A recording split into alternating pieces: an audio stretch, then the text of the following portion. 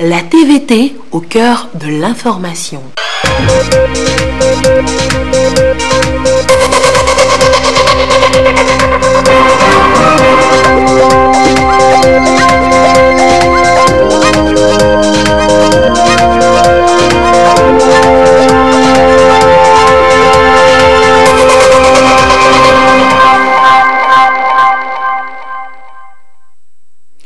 Il est l'heure du journal sur la télévision togolaise. Madame, Monsieur, bonsoir. Et voici les titres de cette édition. C'est parti pour la campagne nationale de commercialisation de noix de cajou dans la région des Savanes. 1 millier de tonnes de cette noix sera commercialisée à un prix très réduit à découvrir dans cette édition. Et puis, les populations du Grand Oti ont remercié les mânes des ancêtres cette année encore à travers Koudapani. Une danse et une fête traditionnelle des moissons et initiatiques. Les échos de l'édition 2019, toujours dans ce journal. Voilà donc pour les titres. Après Chamba et Kara, Dapan a accueilli cette année le lancement de la campagne nationale de commercialisation de noix de cajou. 16 000 tonnes de cajou seront commercialisées à 400 francs le kilogramme. Et c'est le ministre Noël Bataka de l'Agriculture qui a donné le ton à cette opération. Le compte rendu depuis Dapan de Désiré Aloy. La filière anacarde, aujourd'hui porteuse, elle entend lutter contre la pauvreté et contribuer à la croissance économique. De plus en plus structurée, elle porte espoir pour les acteurs dans la chaîne. Le secteur croît davantage et de la production à la commercialisation en passant par la transformation, l'interprofessionnel soutenu par le gouvernement togolais est en marche. En témoigne cette signature de contrat de 3 ans entre le CIFAT, Conseil interprofessionnel de la filière anacarde au Togo, et le gouvernement. Les acteurs sont motivés davantage à élargir plus leur superficie. Les commerciaux sont mobilisés davantage pour apporter un plus au financement. Et pour cette année 2019, nous avons eu la garantie de l'État par le système du mécanisme incitatif pour le financement agricole. Donc voilà, la filière anacarde au Togo se porte très bien. Produit à haute valeur économique, la noix de cajou, jadis dans l'informel, est aujourd'hui structurée et beaucoup de défis sont à relever pour le booster davantage. Filière qui crée l'emploi et contribue au développement, donc l'atteinte du PNB. Nous espérons qu'après cette convention qui a été signée, elle va vraiment contribuer à l'amélioration des conditions de vie du producteur et aussi à la création de l'emploi pour les femmes et comme pour les jeunes. Je vais rappeler en passant ici que pour un hectare d'anacardier de 8 ans, nous employons 69 personnes, dont 30 femmes. Donc, par rapport à ça, nous pensons que c'est une bonne convention. Des bonnes pratiques que nous appliquons dorénavant dans nos champs et ces bonnes pratiques nous permettront d'atteindre les 24 000 tonnes. 16 000 tonnes du produit sont prévues à être achetées courant cette campagne avec une transformation locale estimée à 7 050 tonnes. Le ministre de l'Agriculture, de la Production animale et halieutique, après échange fructueux entre les acteurs, a lancé officiellement la campagne 2019 à Dapan. C'est une innovation que le gouvernement a introduite. Elle vise à s'engager avec les acteurs dans la famille interprofessionnelle pour mettre en œuvre un certain nombre de programmes en termes d'amélioration du matériel végétal, en termes d'accompagnement de l'encadrement pour l'amélioration des rendements et aussi à amener les acteurs à s'engager, par exemple, pour suivre un circuit réglementaire de commercialisation du produit, mais aussi à avoir des comportements éco-responsables d'équité genre dans la filière pour une émergence et un essor de cette filière-là. Après Chamba et Kara, Dapan accueille le lancement de la campagne 2019 avec le soutien de ETG, Export Trading Group. La filière anacarde au Togo progressivement répond à la vision du chef de l'État avec le PND. Les redevances de l'éclairage public, une affaire de tous. Les populations devront contribuer à la pérennisation du projet. Les collectivités locales ont un rôle important à jouer en matière de sensibilisation et d'éducation citoyenne de ces populations. Elles ont été entretenues justement sur le sujet par le comité de gestion de ces redevances publiques en tournée dans les différentes régions du pays. Les étapes de la région centrale et des plateaux avec la marque Bodjona et Silver Abdou. L'éclairage public des villes, cantons et villages constitue de lourdes charges financières et le gouvernement, pour situer les responsabilités, a mis en place depuis 2010 un comité de gestion de la redevance pour l'éclairage public. C'est ce comité qui est en tournée à travers les régions du pays pour faire le bilan de ses activités depuis plus de 9 ans de sa mise en œuvre. À Sokodé, pour le compte de la région centrale, la rencontre a permis d'échanger sur comment faire pour réduire les impayés des factures accumulées sur la consommation de l'éclairage public. Nous avons constaté 8-9 ans après la gestion qu'il y a certains signaux qui ont commencé à s'annoncer, les mêmes signaux que nous avons annoncés au niveau des responsables des collectivités locales dans la savane et dans la Kara. Nous les avons également annoncés aux responsables des collectivités locales de la région de la centrale. Ces signaux, c'est que nous avons commencé par constater que les impayés pour l'éclairage public ont commencé par se gonfler. Et nous leur avons dit que nous voulons ensemble avec eux chercher des solutions. Ici, comme dans la savane et dans la Kara, les responsables des collectivités locales ont fait des belles discussions. Ils nous ont fait des bonnes propositions. Nous allons à la fin de notre tournée compiler ces propositions et soumettre aux autorités pour qu'ensemble nous puissions trouver une solution pour que notre éclairage public, pour lequel l'État fait des efforts énormes, puisse fonctionner, puisse donner le service qu'il doit donner. À travers cette rencontre qui a réuni les préfets, les présidents des délégations spéciales des préfectures et des communes et les chefs traditionnels, le président du comité de gestion de la redevance pour l'éclairage public a fait le bilan des activités de son comité et relevé les difficultés éprouvées. Abdoulaye Abbas a projeté des perspectives d'avenir pour que les villes, les cantons et les autres localités soient constamment éclairés. Le comité de gestion de la redevance pour l'éclairage public, mis en place depuis 2011, veut mobiliser plus de moyens pour l'extension et la maintenance du réseau d'éclairage public au Togo. Ce qui témoigne de cette tournée d'explications sur la gestion de l'éclairage et surtout le paiement des redevances. Car depuis quelques années, il est institué une redevance de 1 franc par kilowattheure sur les basses tensions et 2 francs sur les moyennes tensions. Ceci pour supporter les charges des factures et poursuivre les extensions et les ouvrages. À cela s'ajoutent les cas d'impayés. C'est pour corriger tous ces manquements que le comité échange ici à Atapamé pour le compte des plateaux avec les responsables des collectivités locales et des communes sur les actions à entreprendre pour définir de nouvelles orientations. Nous avons présenté la situation que nous avons eue depuis 2009 jusqu'à ce jour et ensemble nous avons constaté que ces fonds que nous avons aujourd'hui ne suffisent plus pour assurer les dépenses pour lesquelles la redevance a été instituée. La redevance a été instituée pour qu'on puisse payer les consommations des factures de l'éclairage public, faire les extensions et les réhabilitations, faire la maintenance. Et les responsables ici comme ailleurs ont constaté effectivement avec nous qu'il y a quelque chose à faire. Ils ont fait ici aussi des bonnes propositions que nous avons retenues. Et parmi les propositions, ils ont souhaité que les populations puissent aider, si possible, à améliorer le service de l'éclairage public.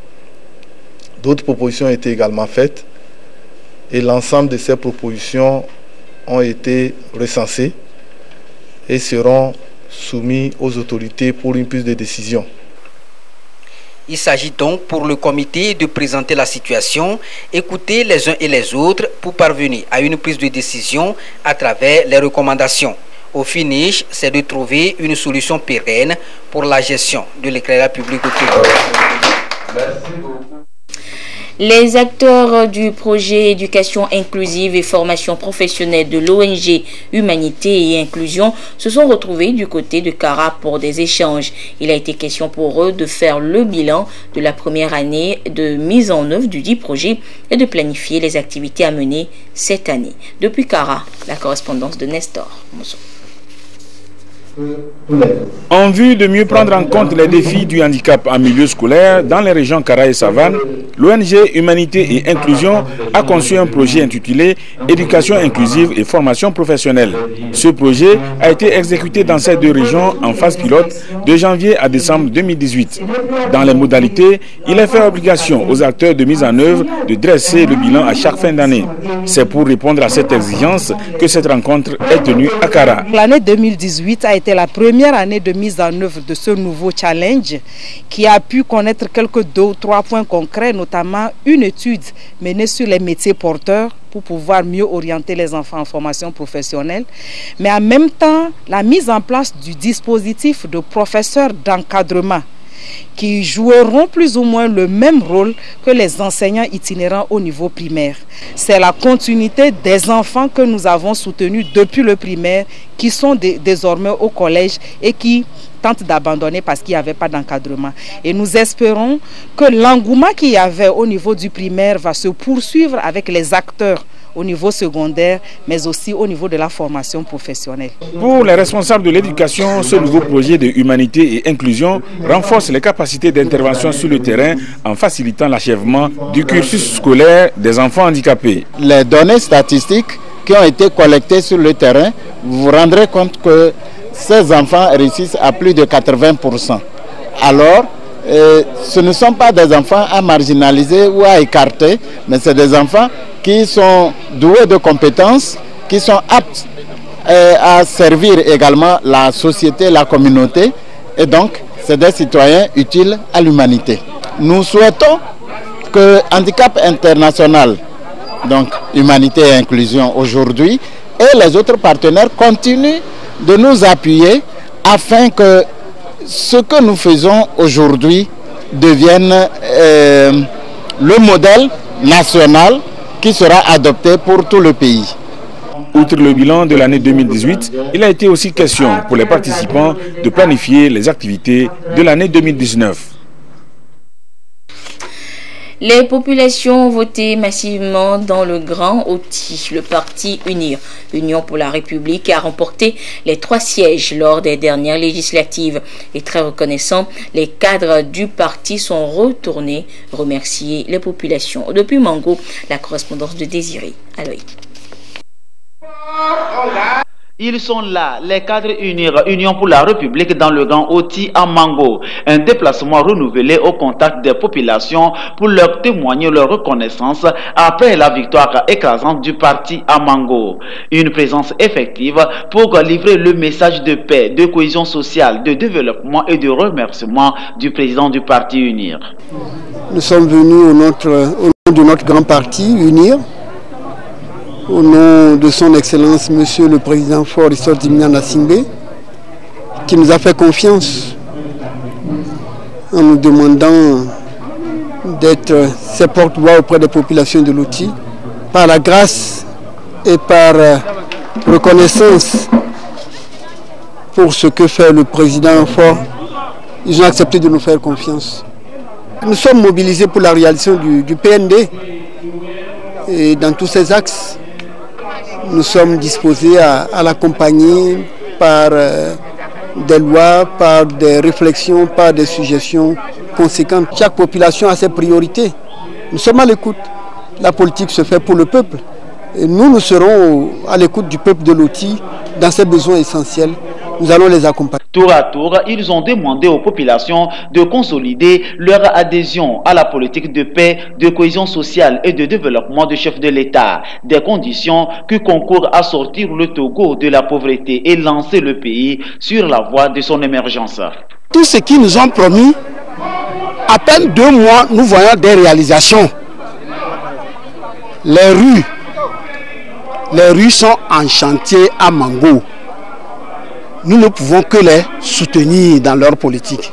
Et pour cette mandature, ce n'est pas la mandature de ces députés, mais c'est la mandature de la population de tout le Grand Oti.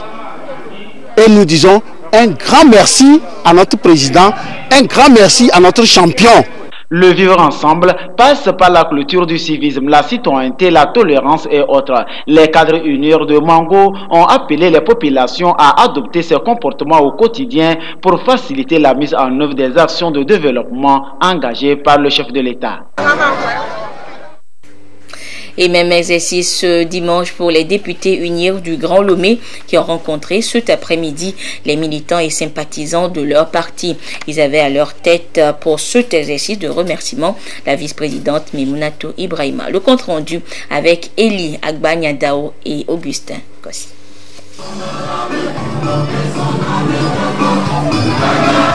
Ils font monter des clameurs pour accueillir leurs représentants à l'Assemblée nationale. Les députés du Parti uni Grand Lomé sont revenus à la base pour dire merci à leur électorat et avec eux des cadres de leur formation politique. Dans une ambiance empreinte de gratitude, les militants et les responsables des 13 communes du Grand Lomé ont été félicités pour avoir accompli leur devoir, c'est-à-dire démontrer une fois encore leur fidélité aux valeurs et idéaux du Parti uni le 20 décembre dernier.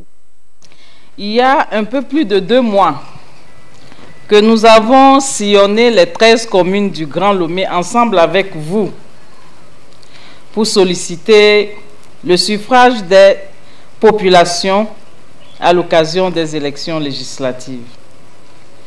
Tous les acteurs que vous êtes, vous avez mouillé le maillot pour la victoire de notre grand parti. C'est en effet la première fois que nous obtenons ce résultat, malgré que nous n'étions pas seuls. Tout s'est passé de manière sereine. C'est pourquoi les députés du Grand Lomé, tous les 20, ont tenu à vous inviter pour qu'ensemble, nous rendons grâce à Dieu Tout-Puissant pour toutes ses bénédictions et ses grâces.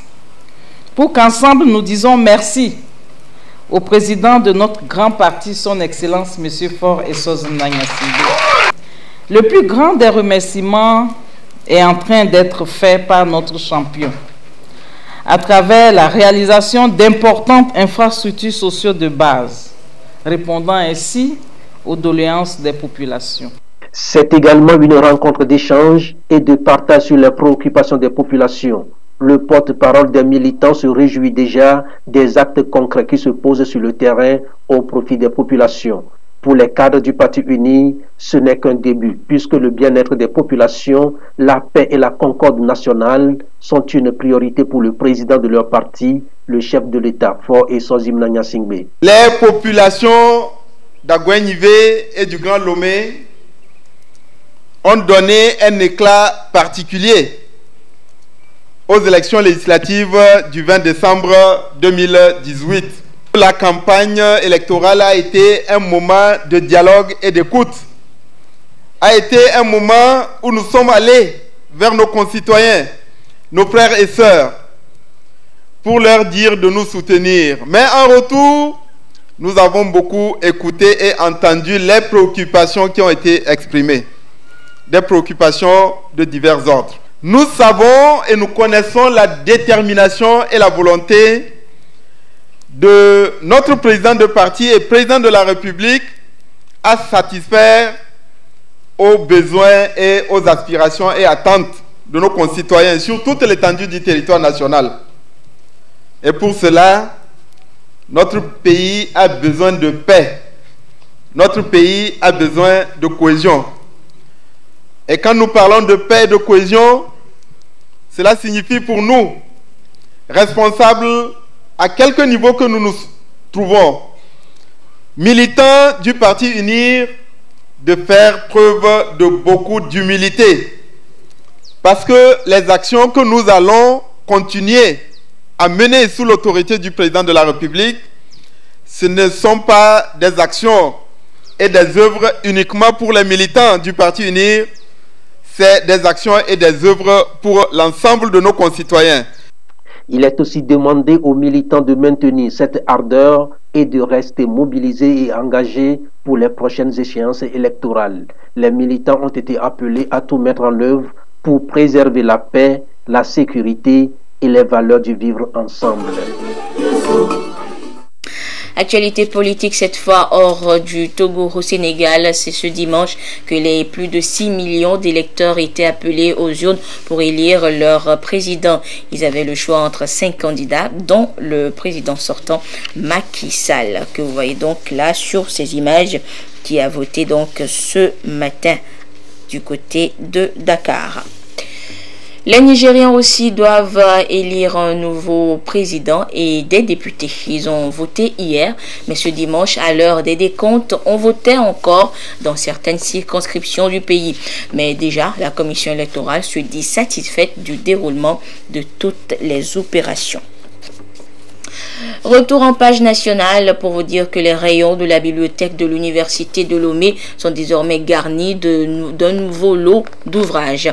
Une partie acquise sur fonds propres de l'université et l'autre offerte par l'ONG Livingstone. Ce sont des livres de dernière édition qui viennent ainsi en appui à la bibliothèque de l'université de Lomé et vont permettre aux étudiants des facultés, écoles et instituts de s'outiller davantage pour mieux réussir leur cursus universitaire. Le compte rendu avec Dodo Wari.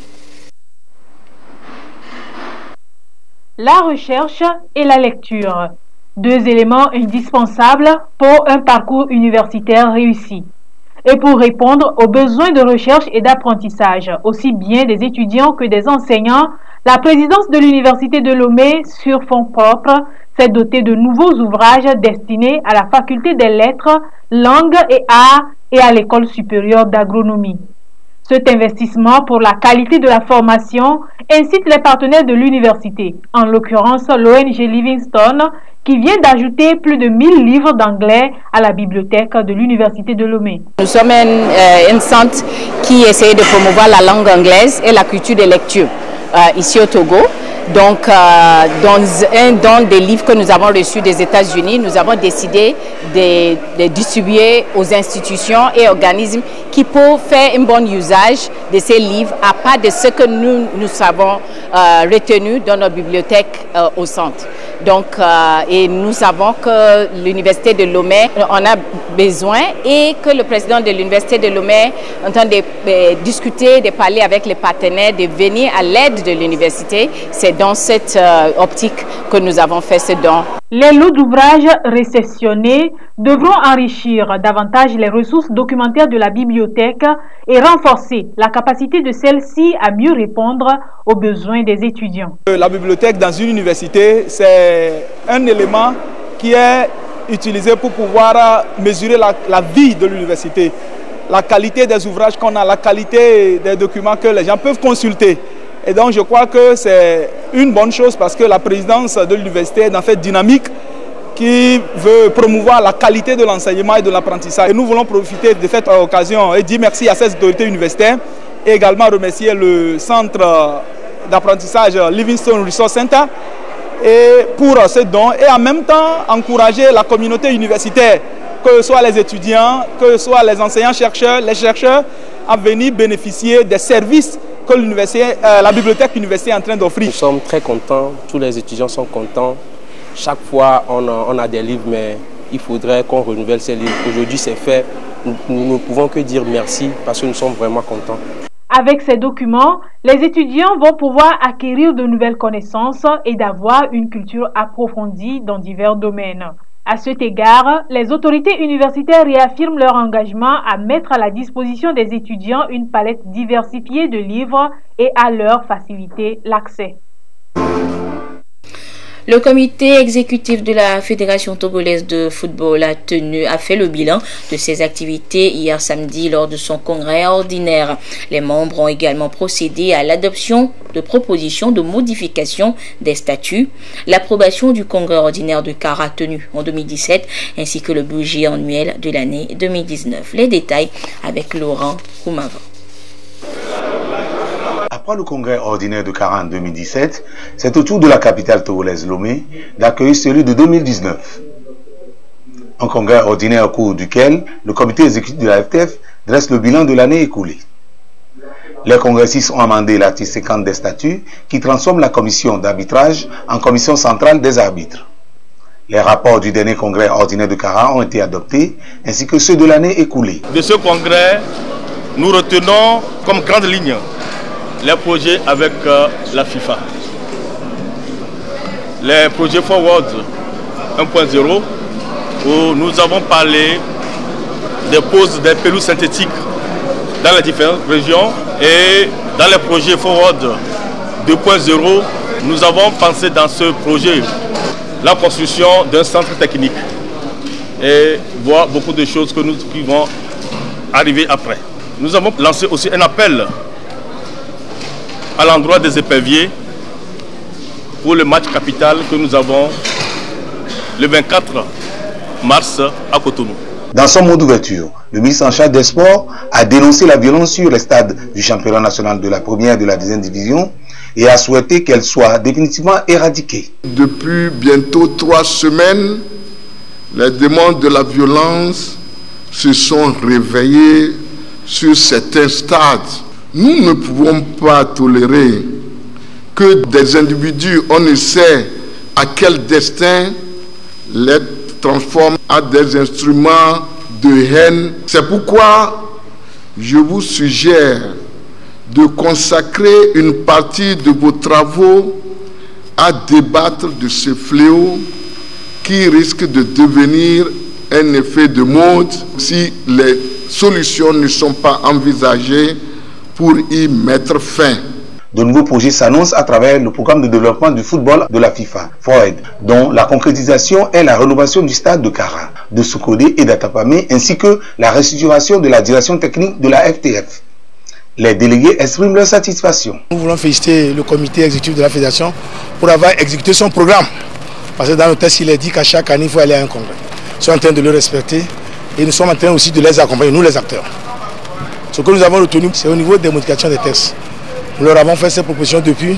J'ai pu comprendre qu'aucune œuvre n'est parfaite, mais ils sont en train d'aller à pas de sénateurs, que d'ici là même, ceux qui vont les succéder continueront sur cette lancée. La présentation des états financiers, surtout, vous savez qu'on n'avait pas fait le congrès de 2018 et en même temps, on a fait les états financiers de 2017, les états financiers également de 2018. 3 ans après son élection, le comité exécutif met en place la planification stratégique de 2019 à 2023 pour une administration structurée et efficiente. Dans ce cadre-là.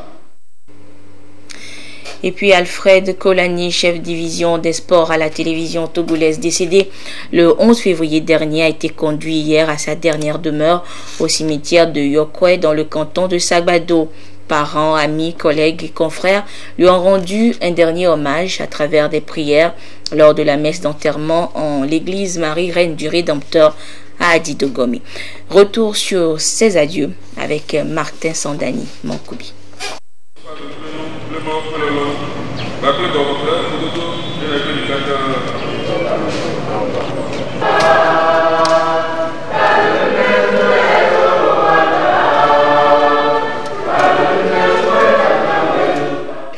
C'est ici, en l'église Marie-Mère du Rédempteur d'Adidogomi, que Alfred Kossi Nzonu Kolani, journaliste sportif décédé le 11 février dernier à l'âge de 51 ans suite d'une courte maladie, a reçu son dernier hommage.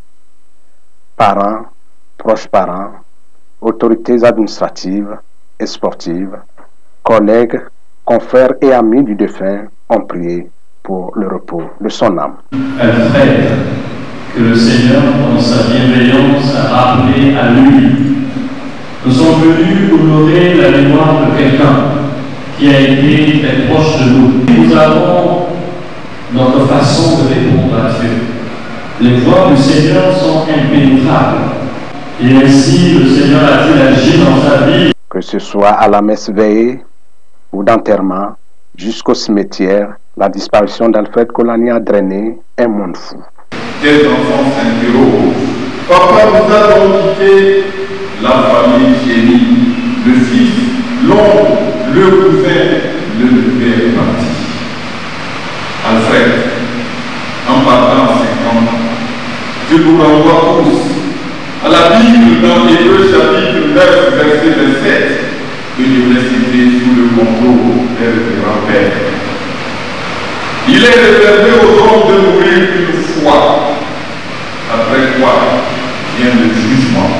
L'atmosphère était à son comble quand la dépouille mortelle du chef de division des sports de la télévision togolaise s'ébranla pour sa dernière demeure, le cimetière de Yokwe, dans le canton de Sagbado, où il se repose désormais. Chef de division des sports de la télévision togolaise de 2014 à 2019, Alfred Kossi Nzonu Kolani est né le 9 septembre 1968 à Notchen. Sa disparition brutale laisse un grand vide à la télévision togolaise que seul Dieu peut combler. On se souviendra de ces mots de fin de journaux quand il paraphrasait le journaliste de RFI, Laurent Sadou. Prenez soin de vous, chaque jour est une vie et travaillons dans la bonté des choses. Même quand c'est difficile, il faut toujours garder le sourire. Alfred Kolani s'en est allé, laissant derrière lui une veuve et 2 enfants. Que son âme repose en paix.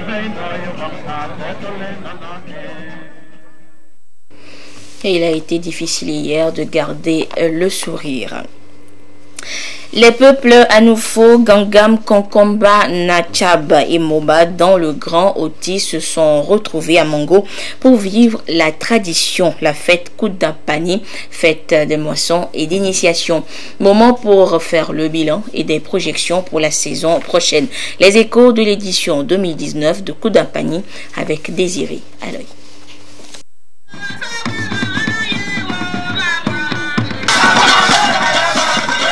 C'est la énième fois que le peuple Anoufo, Ngangam, Konkomba, Nachab, Kumonga et Moba renouent avec la tradition. Ils célèbrent leur fête traditionnelle de récolte, d'offrande et d'initiation de la jeune fille Koudapani.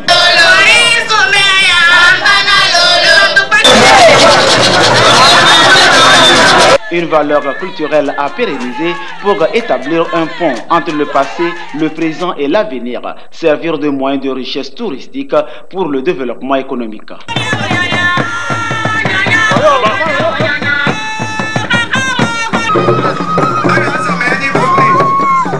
Koudapani, moment de retrouvailles des filles et fils du Grand Oti, occasion propice pour redéfinir les bases d'une dynamique de développement global, fête résultante de 3 grandes composantes culturelles.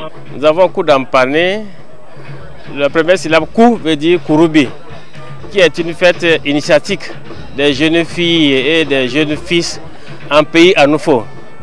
Dakou, c'est une fête de partage, de récolte dans le pays Gangan et Konkomba.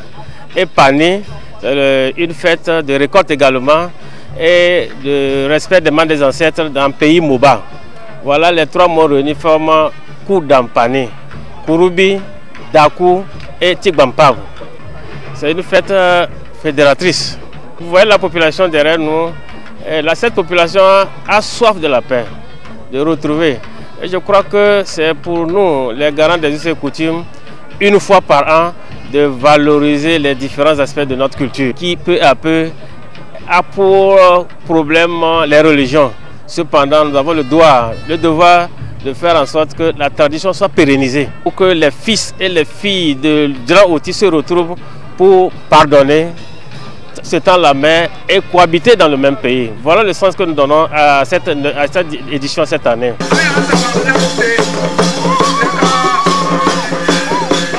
Cadre de réjouissance et de plaisir retrouvé, Koudapani est un repère commun qui converge des peuples d'ici et là pour partager le bien patrimoine à léguer aux générations futures.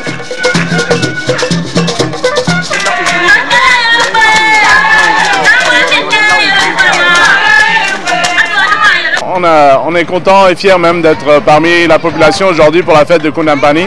Renfort dans le système touristique ici et parmi la population de Mango et de la savane. Donc on est très fiers d'être parmi les grands ici et les petits. Chaque année nous serons là.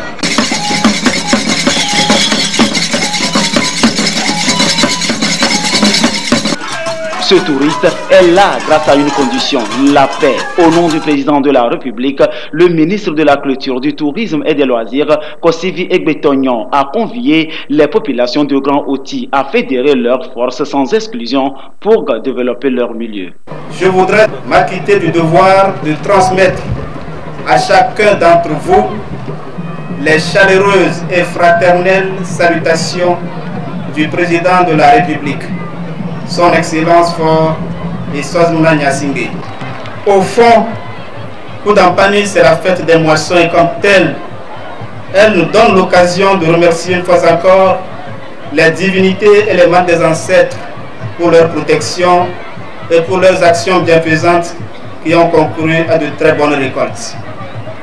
À la vérité, la fête des moissons qui nous rappelle tout ce que nous devons à la terre nourricière dont nous tirons les éléments nécessaires à notre survie n'est point une invention ou un apanage des populations du Grand Oti. Laborieuse population du Grand Oti, nos richesses culturelles ainsi que leurs diverses expressions doivent favoriser la paix, la solidarité et la cohésion sociale sans lesquelles aucun véritable développement ne peut se sécréter. La réalisation de cette cohésion exige un travail sans relâche contre les forces qui concourent à la fragmentation de nos sociétés. Un travail pour renforcer les valeurs et les liens que nous avons en partage. Le Togo demeure fortement attaché aux principes démocratiques en général et en particulier à la liberté dans toutes ses acceptions. Face aux enjeux climatiques, Koudampani résistera au temps si tous les fils et filles contribuent à la protection de l'environnement, tourner la terre en suivant les techniques culturelles recommandées. Résultat, il y aura toujours des prémices à offrir aux divinités. Moment de retrouvailles pour initier les filles. Au-delà des journées de réflexion, l'élection Miss Koudampani édition 2019 était au programme. Pour célébrer la beauté de la femme, la couronne, cette année est posée sur la tête de mademoiselle Fleur Nguissan, qui a ravi la place aux 9 autres candidates. Rendez-vous dans 12 mois pour vivre l'ambiance de la tradition Koudampani. Et c'est donc sur les échos de Koudampani édition 2019 que se referme cette édition, donc ce journal. Merci de votre fidélité à la télévision togolaise. Excellente suite de nos programmes. Au revoir.